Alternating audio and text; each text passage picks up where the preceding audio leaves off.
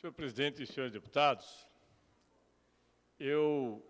quando vim para a tribuna, ontem à noite, eu pensava, deputado Evandro, que a gente talvez hoje tivesse que fazer a continuidade do debate que nós fazíamos na semana passada a respeito da ação da Polícia Federal. Até falava com o deputado Maurício que a nota emitida pelo juiz que determinou, o juiz federal que determinou as prisões, ela é bastante surpreendente, porque ao término ele diz que não havia absolutamente nenhuma irregularidade, mas o estrago está feito. Pensei que talvez a gente tivesse não só comentar isso, como comentar tudo o que está nos principais jornais, revistas do Brasil no final de semana, inclusive a capa da revista Época, do diálogo entre o ainda ministro da Justiça, e eu digo ainda porque eu não sei até quando continuará como ministro da Justiça, aquele mesmo ministro que, quando estava aqui, deputado Plauto, como deputado, defendeu que o senhor Cunha deveria ser anistiado porque ele contribuiu para o impeachment. Eu estou me referindo, obviamente, ao deputado paranaense Osmar Serralho, que faz um diálogo altamente comprometedor e que até agora não teve nenhuma explicação. E eu acho que deve ter explicações, obviamente, mas nenhuma. E no diálogo, pelo menos, nós parece que estamos muito mais ouvindo o áudio que passa numa das televisões, um lobista, do que um deputado federal que depois passa a ser ministro. E eu falo isso porque nós conhecemos o deputado Osmar Serralho, uma pessoa que tem sempre se pautado por integridade e tem feito duras críticas, fez duras críticas, inclusive ao meu partido, ao ex-presidente Lula, fala sempre que ele foi a principal peça no processo que deflagrou a operação, depois conhecida como AP 470, que na primeira, que levou à prisão José Dirceu, Genuíno e outras pessoas, e que agora parece criança escondendo doce. Depois de um certo tempo, todo mundo acaba descobrindo coisas que a pessoa talvez não quisesse saber. Deve ter explicações. Mas eu pensei que esse seria o debate. Como pensei também que seria o debate aqui, na sexta-feira, pelo menos de manhã, a situação do transporte público de Curitiba, a greve dos servidores públicos de Curitiba. Mas nenhum desses temas, nem a operação da Polícia Federal, que continua com todas as suas confusões, nem a questão dos ônibus de Curitiba, as greves que estão acontecendo em Curitiba, nenhuma delas consegue, infelizmente, ou, para nossa, talvez não surpresa, mas eu diria que para nossa tristeza, nenhuma delas supera o que ocorreu na sexta-feira com a Sanepar. Nem a carne é fraca, nem as confusões que o prefeito Rafael Greca vem fazendo, nem a audiência pública que nós tentamos realizar hoje, que o nosso debatedor chegou por conta de um acidente na rodovia, teve que chegar mais tarde, sobre a criança e adolescente. Nada supera o que acontece na sexta-feira, na quinta e na sexta. Aliás, já na terça-feira nós havíamos lembrado isso ao deputado aqui, líder do governo, deputado que, por certo, levou essa preocupação, Romanelli, levou essa preocupação ao governador. Nada supera as declarações dadas pelo presidente Munir Chauf, presidente da Sanepar, que, numa entrevista ao Valor Econômico, diz não ver problema nenhum do reajuste proposto pela Sanepar, não o reajuste, o realinhamento dos ativos, que é acima da inflação, não vê problema nenhum que aquilo seja feito em 8 anos, em 25,63%, conforme havia sido previsto. Não vê problemas. Na Valor Econômico, no jornal Valor Econômico, na agência Valor Econômico, no jornal Valor Econômico. Sabidamente um jornal que influencia o mercado, um jornal que é quase o diário oficial da Bolsa de Valores. E é claro que, à tarde, as ações da Sanepar tiveram alterações por conta dessa declaração, que é natural. O mercado acionário, o mercado de risco, as pessoas fazem as suas previsões e apostam nas suas previsões. O que surpreende é que no dia seguinte haja, por parte da mesma diretoria da qual o senhor Munir Chauf é presidente, ou seja, a diretoria da Sanepar, há uma nota dizendo que ela, a diretoria, irá à audiência pública convocada pela GEPAR na sexta-feira, nesta última sexta-feira, irá defender os seus interesses.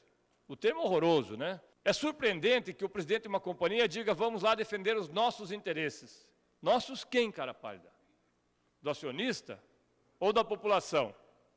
Porque dizer que vai defender o interesse da população, pleiteando que, primeiro, o reajuste de 25,63 não seja feito em 8, mas sim em 4 anos. Segundo, que o prazo já encolhido tenha também como fundamental a primeira parcela das 4, além da inflação, como sendo a parcela mais elevada. Ora, era melhor se comportar como lobista dos bancos, seja lá do BTG Pactual, do Morgan, dos fundos de previdência, porque o estrago já estava feito. E aí fomos nós, eu e o deputado Nereu, estivemos na audiência, outras pessoas estiveram também aqui, alguns jornalistas aqui da Assembleia,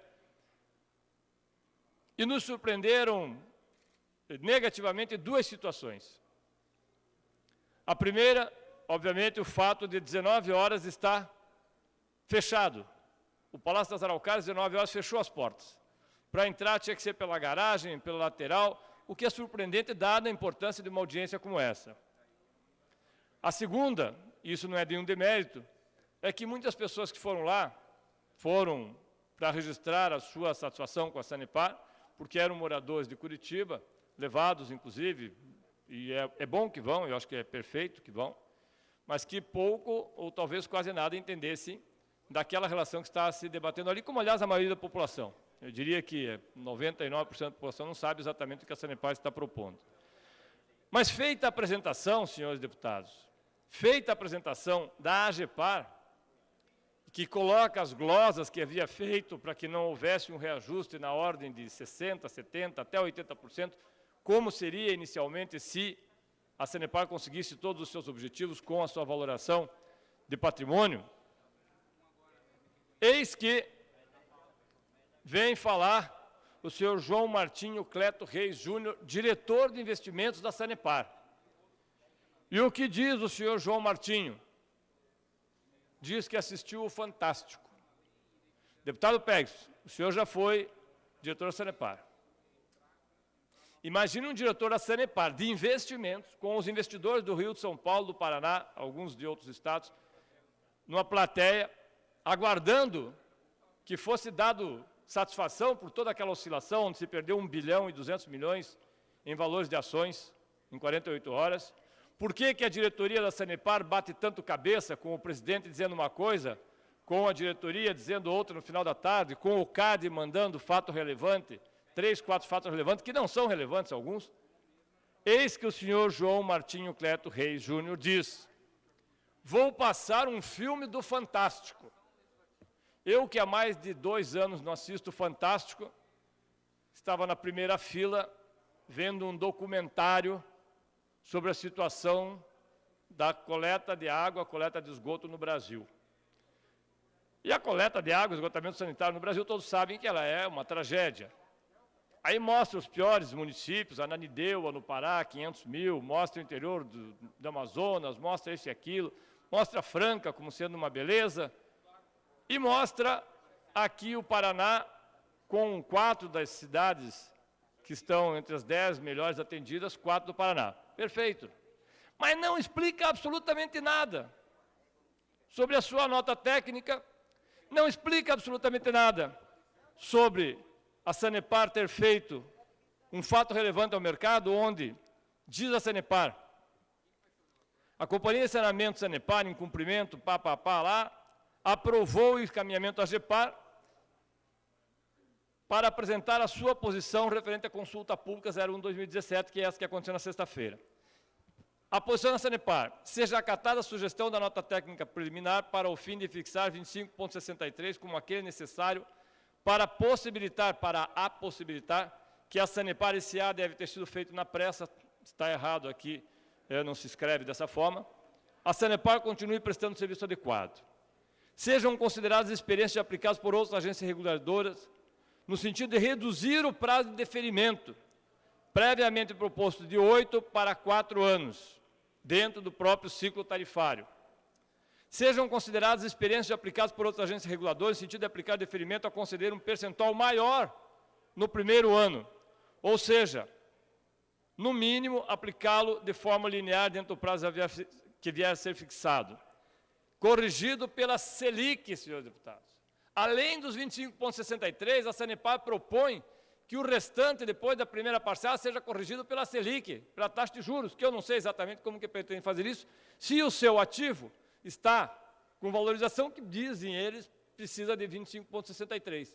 Como é que o ativo vai valorizar todos os anos, então? Seja garantida a possibilidade de inclusão nos futuros custos adicionais, objeto da glosa junto à BAR, quando da próxima revisão tarifária. Senhores e senhoras deputados, isso significa dizer que a Sanepar quer aumentar mais do que 25,63% nos próximos reajustes. Se a AGEPAR concordar com isso e retirar as glosas, ele pode ir para 27, pode ir para 28 ou pode ir para 33, que era o estudo inicial.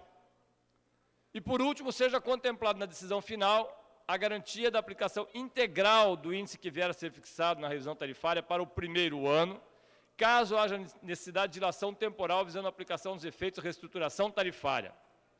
A companhia manterá, depois de todas as atrapalhadas, a companhia manterá informados os acionistas e investidores do mercado em geral sobre o andamento desse processo, talvez através de entrevistas no Valor Econômico, ou talvez através de fato relevante, batendo cabeça para lá e para cá.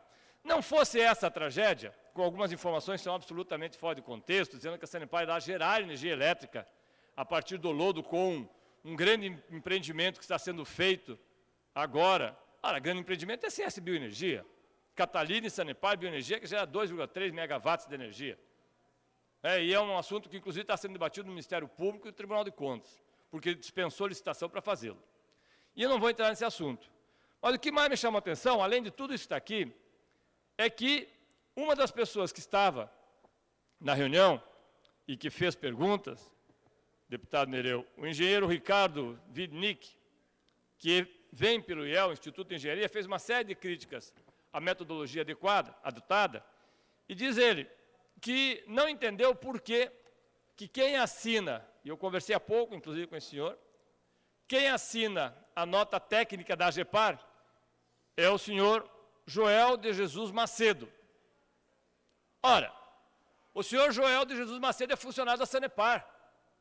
Como que um funcionário da Sanepar, e é funcionário até agora, tiramos agora, 28 de fevereiro de 2017, está aqui, ó. 28 de fevereiro de 2017, o senhor Joel continua sendo funcionário da Sanepar. Como que um funcionário da Sanepar faz a nota técnica, deputado Nereu, para a AGEPAR? Como que um funcionário, que justamente é da unidade de serviço de regulação, faz a nota técnica para a AGEPAR? Isso é, no mínimo, motivo para que se questione o estudo feito, não pela sua qualidade técnica, absolutamente, mas pelo conflito de interesses. A Sanepar não pode fazer uma nota técnica para a agência que vai regulá-la. Como que a Sanepar faz uma nota? É como se o pedágio fizesse a nota técnica e o estudo técnico para entregar para o governo do Estado, dizendo quanto que ele precisa de aumento. Isso é um absurdo. A conclusão que se chega, sei que o governador não vai fazer isso, porque as indicações da Sanepar não são técnicas, são políticas, mas o mínimo que se deveria fazer é exonerar toda a diretoria da Sanepar, a começar pelo seu presidente, Munir Chauif. Não tem outro jeito.